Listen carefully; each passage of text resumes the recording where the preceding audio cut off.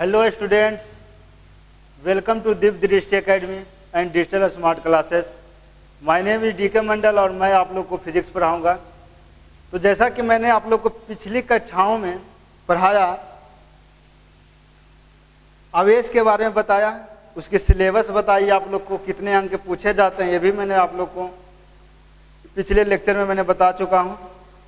और मैंने आप लोग से वादा किया था कि मैंने आप लोग को आवेशन बताऊंगा, जो मैं आप लोग को आज आवेशन बताने जा रहा हूं। उससे समझने से पहले हम एक बार देख लेते हैं कि पिछले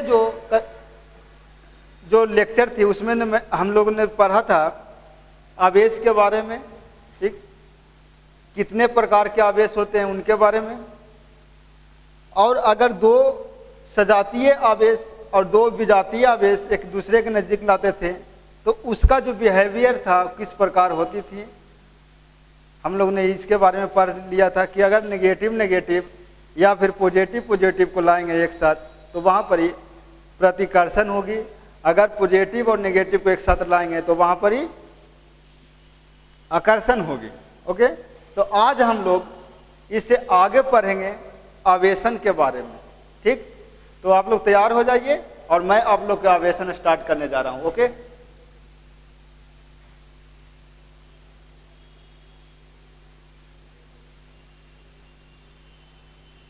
हाँ, तो मैंने आप लोग को यहाँ तक बता दिया था और उससे आगे मैं आप लोग को बताने जा रहा हूँ, ठीक।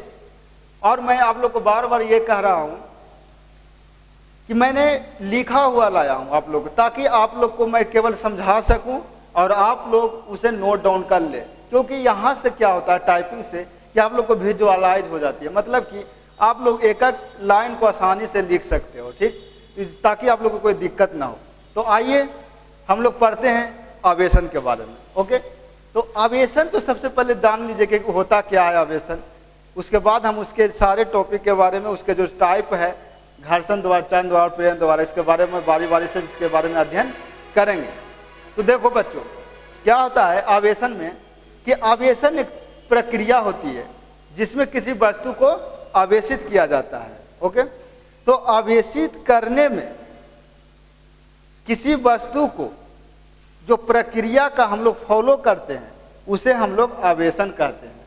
ओके, तो आवेशन तीन प्रकार से किया जाता है, जो मैंने आप लोग को यहाँ पर दिखा चुका हूँ कि आवेशन घर्षण द्वारा भी कर सकते हैं, चालन द्वारा भी कर सकते हैं और प्रेरण द्वारा भी कर सकते हैं। और आज मैं आप लोग को इनके बारे में बारी बारी से अध्ययन कराऊंगा और आप लोग इसका नोट डाउन भी कर ले, क्योंकि यहाँ पर ही विजुलाइज करके लिखा गया है, सिर्फ हमको आप लोग को समझाना है, उसके बारे में आप नोट डाउन कर सकते हैं इसको। तो सबसे पहले हम आ जाते हैं कि घर्षण द्वारा किसी वस्तु को कैसे आवेशित करेंगे। तो स्टूडेंट, घर्षण द्वारा आवेशन में ये होता है कि दो वस्तु को आपस में लाया जाता है। क्या करेंगे? दो वस्तु को आपस में लाए जाएंगे, ठीक। तो उन दोनों वस्तु को आपस में लाने के बाद एक दूसरे के ऊपर घर्षित करेंगे, यानी कि रगड़ते हैं। तो रगड़ने के बाद क्या होता है, फिर पुनः उन्हें दूर ले जाते हैं, तो दोनों वस्तुओं पर आवेश उत्पन्न हो जाएगी। अब वो आवेश कैसे उत्पन्न होगी और कौन सा आवेश किस वस्तु पर कैसे उत्पन्न होगी, ठीक। तो जैसे कि हम यहाँ देखते हैं एक उदाहरण द्वारा आप लोग को कि घर्षण में क्या करेंगे, कांच की छड़, मान लेते ये कांच की छड़ है और ये रेशम का कपड़ा है, इसमें क्या करेंगे, इन दोनों को आपस में रगड़ते हैं।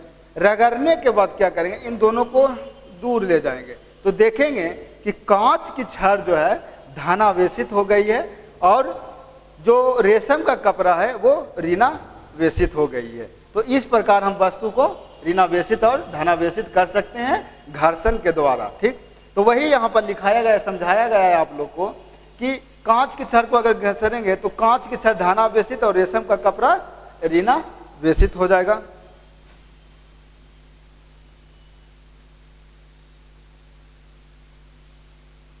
यहाँ पर ही घर्षण के द्वारा दो वस्तुओं को आपस में लगाते हैं, घर्षित करते हैं और उन दोनों वस्तु पर देखते हैं कि आवेश एक पर धनावेशित आ गई है तो दूसरे पर ऋणावेशित आ गई है। ओके, तो आप लोग इसको नोट डाउन भी कर सकते हो आसानी से, या फिर पॉज करके वीडियो को फिर से पुनः देख सकते हो। ओके, तो आगे बढ़ते हैं।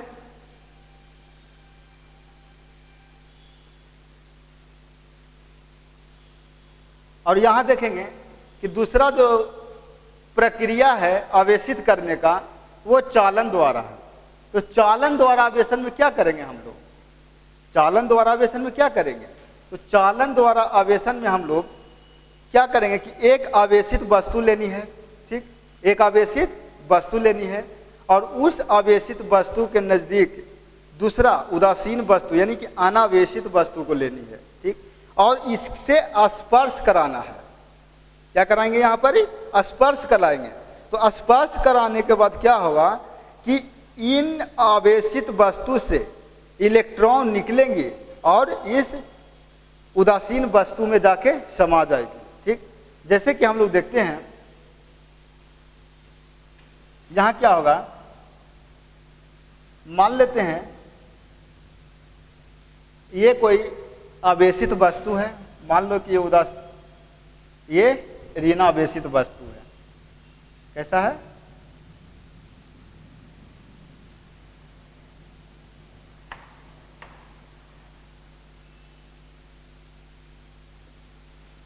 ये मान लो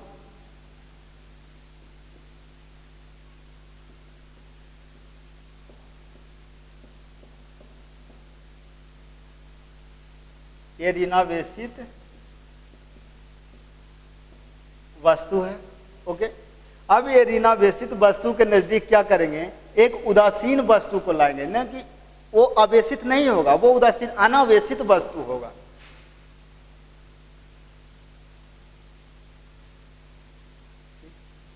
ये अनावेशित वस्तु है, ठीक। अब क्या करेंगे यहाँ पर ही कि देखेंगे कि इस आवेशित वस्तु से जब कोई उदासीन वस्तु को स्पर्श कराया जाता है तो यहाँ देखेंगे कि इसके इलेक्ट्रॉन इसमें समा जाएगा और ये ऋणावेश इस प्रकार हो जाएगी, ये ऋणावेश। मतलब कि जो आवेशित वस्तु है उस पर से इलेक्ट्रॉन क्या करेगी, अनावेशित वस्तु पर चले जाएगी अपने आप, ऑटोमेटिक। ये प्रक्रिया देखी गई है लेबोरेटरी में, ठीक। तो ये वस्तु अब कैसा आवेशित हो जाएगा, ये आवेशित वस्तु हो जाएगा, आवेशित वस्तु। तो अब ये पूरी तरह से आवेशित हो गया है। तो इस प्रकार हम क्या करेंगे कि चालन द्वारा में दो वस्तुओं को स्पर्श करके आवेशित कर सकते हैं किसी भी वस्तु को। ओके, तो इससे ये तो चालन द्वारा आवेशन हो गया। इसे नोट डाउन कर लो आप लोग।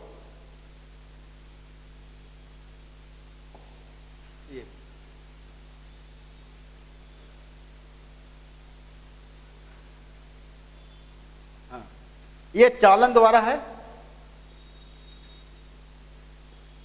आप लोग इसे नोट्स कर लो। इसमें वही बताया गया जो मैंने आप लोग को अभी अभी तुरंत बताया है कि ये जो है एक आवेशित वस्तु था यहाँ पर ही, ठीक। और ये जैसे ही एक अनावेशित वस्तु को स्पर्श कराए थे तो क्या होता था, ये इलेक्ट्रॉन इस पर चल जाता है और ये ऋणावेशित हो जाती है। ओके, इसे नोट डाउन कर लो, उसके बाद मैं आगे इसकी प्रक्रिया को बताऊंगा।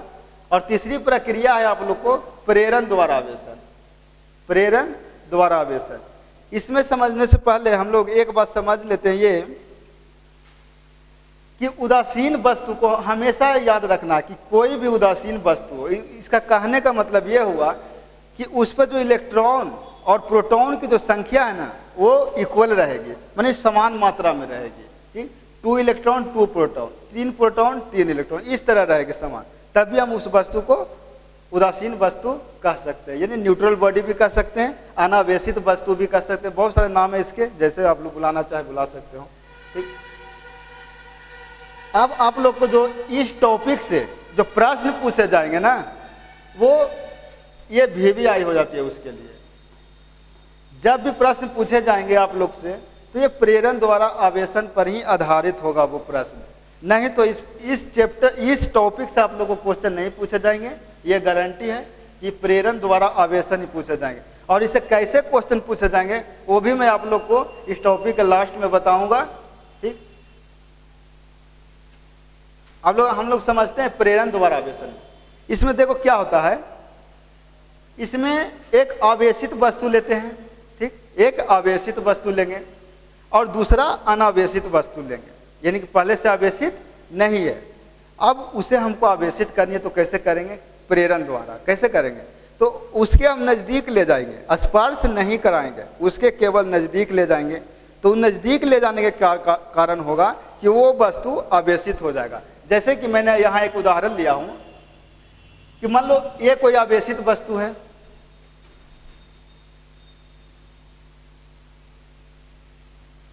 ये कोई आवेशित वस्तु है। अब इस आवेशित वस्तु को इसके नज़दीक ले जाते हैं। मान लो कितना नज़दीक लाया, इससे थोड़ा दूर, ये जो अनावेशित वस्तु है ना, इससे थोड़ा दूर ले जाएंगे।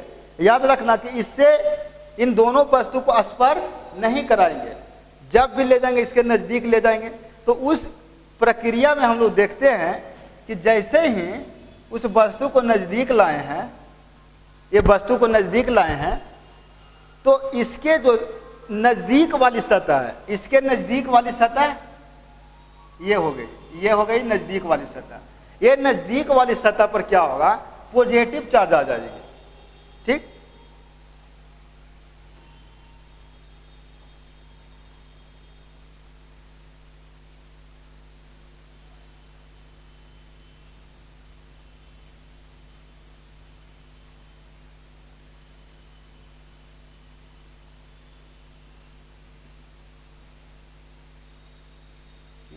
यहां पर यह ध्यान दीजिएगा कि विपरीत प्रकृति की आवेश उत्पन्न हो जाती है। जैसे कि यहाँ पॉजिटिव लाएं तो इसके जो नज़दीक वाली सतह है उस पर निगेटिव चार्ज आ जाएगी, यानी कि इसके नज़दीक वाली सतह कौन है? यहाँ से यहाँ तक, इस पर नेगेटिव चार्ज आ जाएगी।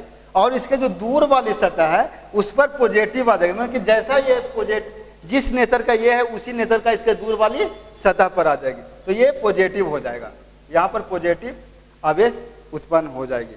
तो इस प्रकार हम ये देखते हैं कि इन दोनों आवेश में हम एक बात ध्यान दीजिएगा कि इन दोनों आवेश इक्वल नहीं होगा।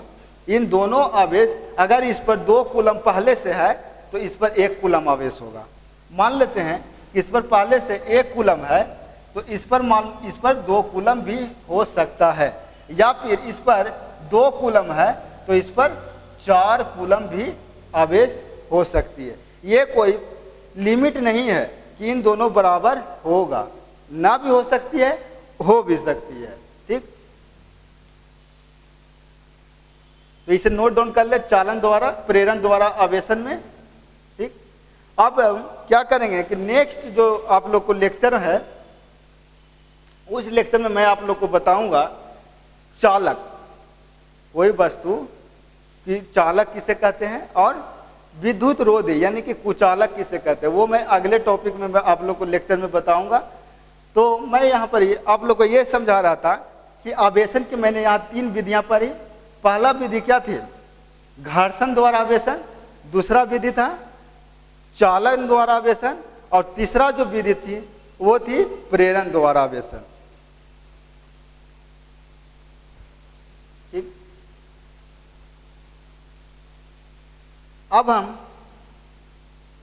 इस लेक्चर को यहीं पर समाप्त करते हैं और अगले लेक्चर में मैं आप लोग को बताऊंगा चालन यानी चालक पदार्थ और कुचालक पदार्थ, ठीक। उसके बाद मैं अगले लेक्चर में बताऊंगा उसके गुण के बारे में। तब तक के लिए मैं यहाँ स्टॉप करता हूँ, और अगर ये वीडियो आप लोग को पसंद आता हो तो इसे सब्सक्राइब कर लीजिएगा और लाइक कर लीजिएगा, और साथ ही में अगले वीडियो पाने के लिए बेल आइकन दबा दीजिएगा ताकि आने वाले वीडियो सबसे पहले आपको मिल जाए। ओके, तो इसी तरह मैं आप लोग को नोट्स लिखाता रहूँगा और आप लोग देखते रहिए वीडियो। इस तरह आप लोग को पूरी नोट्स तैयार करवा दूंगा, एकदम फुल्ली नोट्स तैयार करवा दूंगा। और एक बात और मैं आप लोग को बोलना चाहता हूँ कि अगर आप लोग को किसी भी फिजिक्स के बुक का सॉल्यूशन चाहिए न्यूमेरिकल का, तो केवल उस बुक का आप लोग नाम लिख के कमेंट करिए, मैं उस बुक का आप लोग को सॉल्यूशन यहाँ पर प्रोवाइड कराऊंगा और उसके हर एक क्वेश्चन का सॉल्यूशन यहाँ पर मैं बताऊंगा, ठीक। तो आज के लिए इतना ही काफ़ी है, यहीं तक स्टॉप करता हूँ। थैंक यू, धन्यवाद।